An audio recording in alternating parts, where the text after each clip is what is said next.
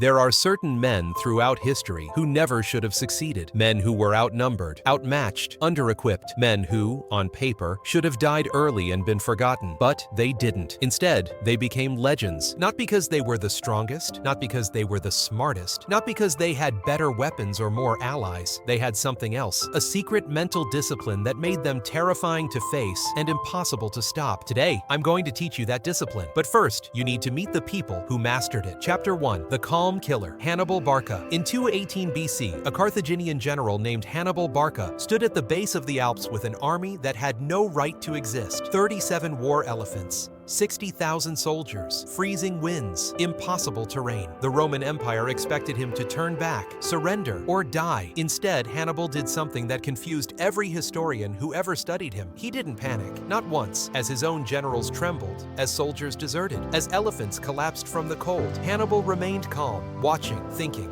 seeing 10 moves ahead like a champion chess player. The Romans understood swords and spears. They didn't understand a man who wasn't controlled by fear. Hannibal's calmness was not natural. He trained it. He practiced something known today as cognitive disengagement, the ability to detach emotionally while under extreme pressure, to observe the moment instead of drowning in it. Every soldier has fear. The dangerous ones are the men who feel it and don't flinch. Hannibal's mind was a silent battlefield. Every decision was cold, precise, unemotional, and that is why he almost destroyed Rome. Chapter 2. The man who never hesitated. 1,000 years later, a man in Japan mastered the exact same mental discipline. Miyamoto Musashi, a swordsman who fought over 60 duels and never lost, a warrior who walked calmly into ambushes, a man so untouchable that assassins ran from him. People believed he was superhuman, but Musashi revealed the truth. The mind that hesitates is already dead. Musashi did not think in combat. He didn't analyze. He didn't question. He eliminated hesitation entirely. It wasn't natural talent. It was training, daily discipline, daily discomfort, daily exposure to fear. He exposed himself so often to danger that his mind became immune to it. And here is the key. Most dangerous men are not fearless. They are familiar with fear. Fear is a sound they've heard so many times, they no longer listen. Chapter 3. The modern man who breaks under pressure. Now compare that to the modern human brain. Your mind is pulled apart daily by notifications, deadlines, comparisons, social pressure, fear of missing out, fear of judgment, fear of failure, fear of boredom. Your mind is overstimulated and undertrained. You are surrounded by comfort, screens, food, noise,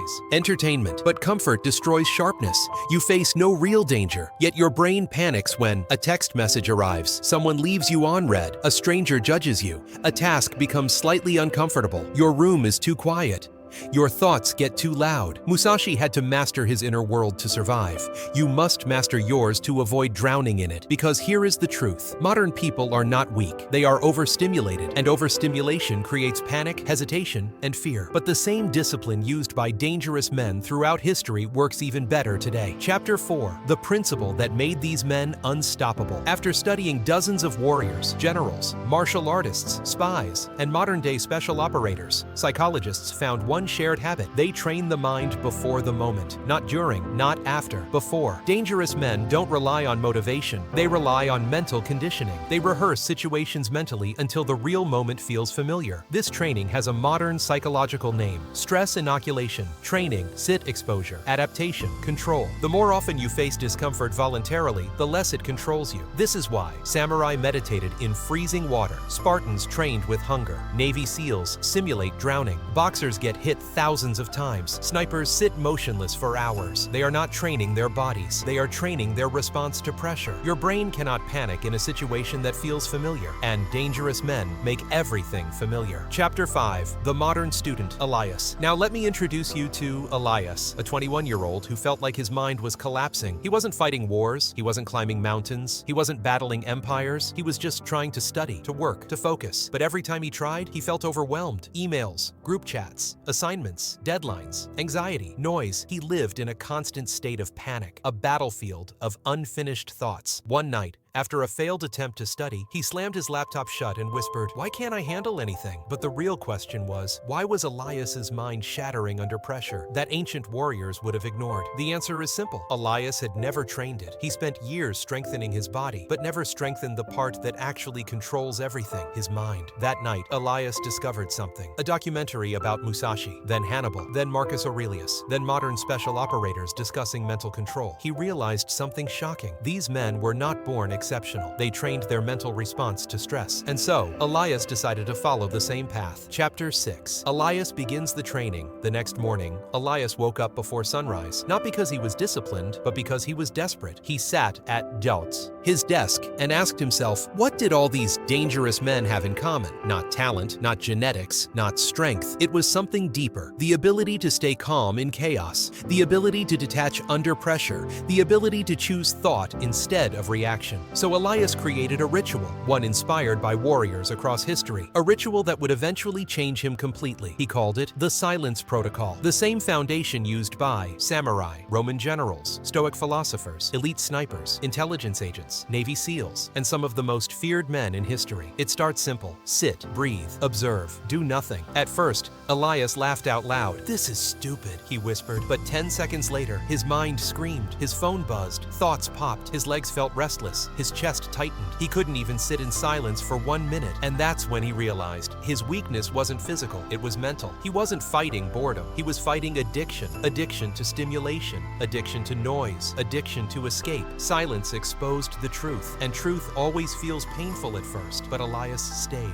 minute after minute, breath after breath, training his mind the same way dangerous men trained theirs, not through violence, through stillness. Chapter 7. The Warrior's Equation. Weeks passed, slow, uncomfortable, frustrating weeks, but something interesting began to happen. Elias found a formula, one consistent across every warrior he studied. It appeared in Musashi's writings, in SEAL training manuals, in interviews with snipers, in journals of Roman commanders. The formula is simple. Stress, pause, observe, act. Most people do this. Stress, react stress, freeze stress, escape stress, panic. But dangerous men, their minds follow a different pathway. They feel stress. They pause before acting. They watch their own thoughts. Then they choose the best action, not the easiest one. This creates power because a man who pauses cannot be manipulated. A man who observes cannot be controlled. A man who chooses cannot be broken. Elias began practicing this every day. Small situations first. When someone annoyed him, he paused. When a task overwhelmed him, he paused. When he felt insecure, he paused. When he felt the urge to escape, he paused. And slowly, his reactions became choices. His emotions became data. His mind became his ally, not his enemy. Chapter 8. The 5 Forms of Dangerous Discipline. As Elias dug deeper into warrior psychology, he found something powerful. All dangerous men follow 5 mental disciplines, every single one. And when you combine them, you become unshakable. Discipline 1. Emotional neutrality. You do not amplify fear, anger, or anxiety. You breathe through it. You let emotion move through you, not with you. A neutral man is impossible to intimidate. Discipline 2. Intentional exposure. You deliberately face discomfort, small doses every day, until what once terrified you becomes ordinary. Fear loses its power through familiarity. Discipline 3. Mental minimalism. You remove distractions, noise, chaotic people, useless obligations, senseless desires. A clean mind is a precise weapon. Discipline 4. Controlled self-talk. Ancient warriors spoke to themselves, but not with emotion. Calm instructions, short phrases, internal commands, like steady, observe, wait, now. Clear self-talk creates clear decisions. Discipline 5. Aggressive responsibility. No excuses, no blaming, no helplessness. Dangerous men take responsibility for everything, even losses that weren't their fault, because responsibility, control, and control, power. Elias copied all 5. At first, he failed constantly. He would try emotional neutrality, but explode with frustration. He tried exposure, but avoided discomfort. He decluttered, but reinstalled every app a day later. But he kept trying, because repetition makes warriors. Chapter 9. The Breakthrough Moment. One night, he sat at his desk again. The same desk that used to make him anxious. The same tasks that made his chest tighten. The same silence that once felt unbearable. He closed his eyes, the way Musashi did before duels. He inhaled, and something surprising happened. His mind didn't fight him. It followed him. The noise faded. The anxiety softened. The tension dissolved. He felt present, not escaping the moment, not running from thoughts, not drowning in emotions. For the first time in his life, Elias felt in control, not of the world, not of his circumstances, but of himself. This is the core of the discipline. Dangerous men do not conquer the world. They conquer their reactions to it. And the man who controls his reactions controls everything. Chapter 10. The Weaponization of Calm. A week later, something happened at university. Elias was in a group meeting, deadlines approaching, everyone panicking, voices rising, arguments erupting. Normal Elias Elias would have collapsed, panicked internally, agreed with everyone, avoided conflict, escaped emotionally. But this time, he was calm, neutral, observing, listening. His mind didn't speed up, it slowed down. He saw every angle, every fear, every emotion, every unnecessary reaction. While everyone drowned in chaos, Elias watched it from above. And then, in a calm voice, he offered a solution. The entire room went silent. Someone whispered, "Why are you so calm?" Because calmness is intimidating. Calmness is powerful. Calmness is rare. Dangerous men don't dominate through aggression. They dominate through presence. Most people crumble under stress, but a calm man looks supernatural. And that day, Elias realized, for the first time in his life, other people reacted to him, not the other way around. Chapter 11. The Switch in Identity. There is a moment every warrior experiences. A moment when the training becomes identity. Elias reached that moment. He no longer tried to stay calm. He was calm. He didn't practice silence. He lived in silence. He didn't avoid panic.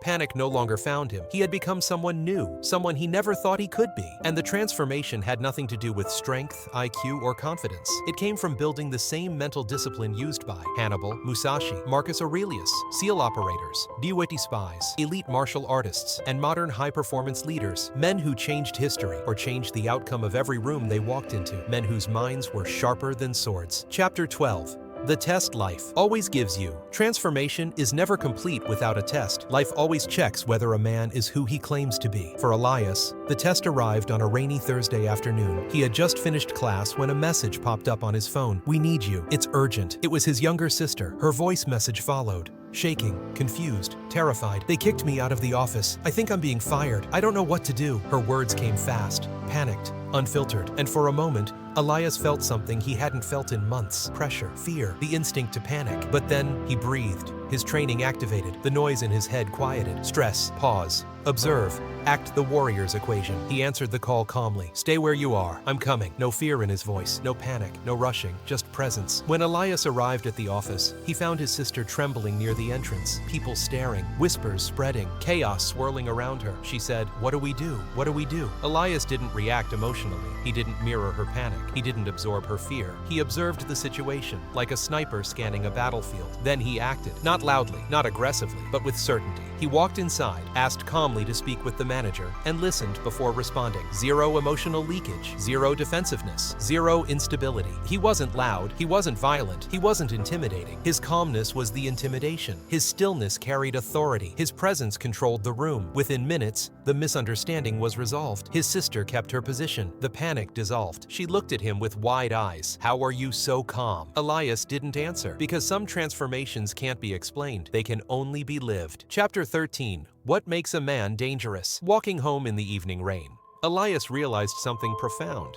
Dangerous men are not dangerous because of violence. They are dangerous because of composure. A composed man makes others nervous. A still man makes others unstable. A calm man reveals everyone else's chaos. Most people walk into situations with fear, stress, insecurity, impulsive reactions, internal noise, and they project that noise onto the world. But a man with mental discipline, he brings silence with him. He brings clarity. He brings order. People follow the calmest person in the room, not the strongest. People fear the calmest person in the room, not the loudest. People respect the calmest person in the room, not the most experienced. This is why history's most dangerous men were not always the biggest or strongest. They were the most mentally disciplined, and Elias was becoming one of them. Chapter 14. The Dangerous Mind Protocol. After months of study, practice, and experience, Elias created something new, a modern version of ancient warrior training. He called it the Dangerous Mind Protocol, a 7-step system that builds the mental discipline of history's elite. Here it is. Step 1. The morning silence, 3 to 10 minutes. Sit completely still, no phone, no input, just breathing and observing. This destroys your dependence on stimulation. Step 2. Single point focus, one task only. Every day, choose one mission, only one. Warriors didn't multitask, they executed with precision. Step 3. Emotional Neutrality Drill. When emotion spikes, pause, breathe. Observe the emotion like a scientist. You separate identity from reaction. Step 4. Micro exposure. Face one small discomfort daily. Cold shower, hard conversation, public speaking, gym lift, difficult task, silence discipline. This builds a pressure-resistant mind. Step 5. Internal commands. Use short, calm self-instructions. Steady, breathe, observe, proceed, hold. Now, clear mind, clear action. Step 6. Distraction, eradication, disable 90% of the noise, notifications, clutter, toxic people, scrolling useless apps, chaos, a clean environment, a clean mind. Step 7, daily review. Each night, ask 3 questions. Where did I lose control? Where did I stay calm? What will I do better tomorrow? Warriors reviewed themselves. That's how they sharpened the mind. Chapter 15, the arrival of a new identity. Months later, Elias walked across campus. Same buildings, same noise, same crowds. But he felt different. He wasn't overwhelmed. He wasn't anxious. He wasn't reactive. He had become the kind of man that historic warriors wrote about. The kind of man others instinctively trust. The kind of man who can walk into chaos and remain unmoved. Not because life became easier, but because his mind became stronger, and something beautiful happened. People treated him differently, looked at him differently, listened to him differently. Not because he forced authority, but because he embodied it. He lived in a mental world most people never reach. A world of inner calm that radiates outward. A world where no one controls your emotions, no one manipulates your reactions, no one decides your state of mind except you. That is what makes a man truly dangerous. Chapter 16. The lesson for you. You don't need to be violent. You don't need to be cold. You don't need to be perfect. You only need to train your mind the way history's elite did. Silence, focus, neutrality, exposure, self-command, distraction removal, daily reflection. These are the fundamentals. You don't need to become a warrior, but you do need to become a man who can stand inside chaos and remain whole, because in a world full of panic, noise, distraction, and emotional instability, the calmest man always wins. And that man can be you. If you build the discipline, if you build the stillness, if you build the mind.